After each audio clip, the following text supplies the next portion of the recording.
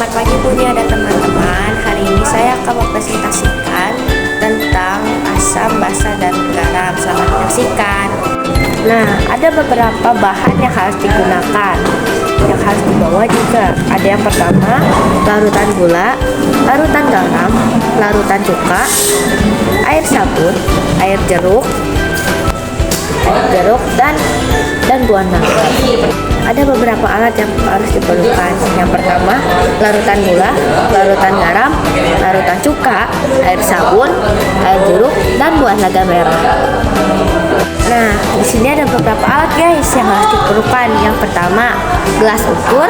Yang kedua, tabung reaksi. Yang ketiga, lumpang dan alu. Yang keempat, pelat tetes. Yang kelima, pipet tetes.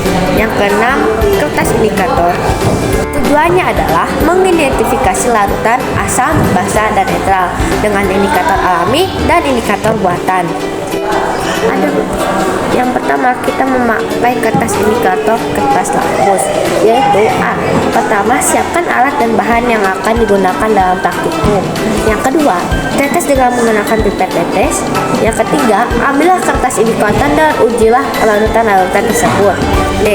Amati dan catat perubahan warna yang terjadi pada kertas indikator. Yang kelima, ukuran pH pada semua larutan dengan mencocokkan mana pada tabel kertas ke-6. Yang keenam, masukkan data yang diperoleh ke dalam tabel hasil pengamatan praktikum. Yang pertama, larutan garam berwarna hijau, dia itu termasuk garam karena pH-nya 7. Yang kedua, larutan gula, dia berwarna kuning, dia termasuk asam, pH-nya 3-6. Yang ketiga, air jeruk, dia berwarna jingga, dia termasuk asam, pH-nya 3-6.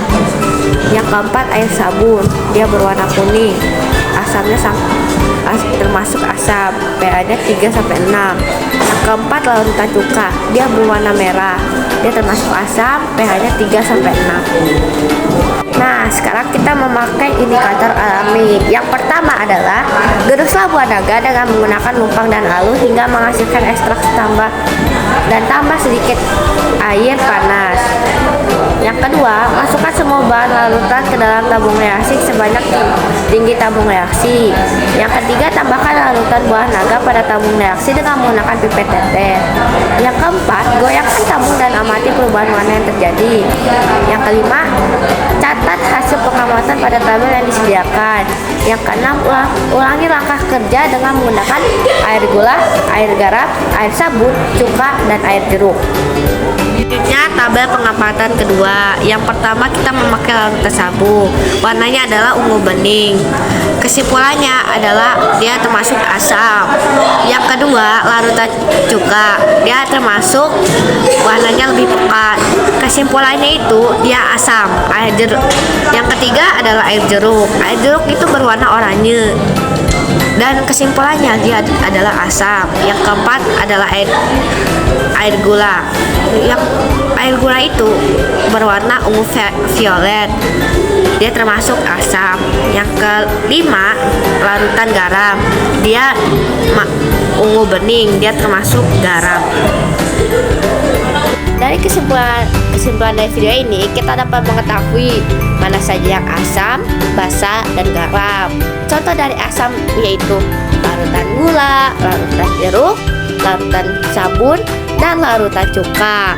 Nah, yang garam itu larutan garam.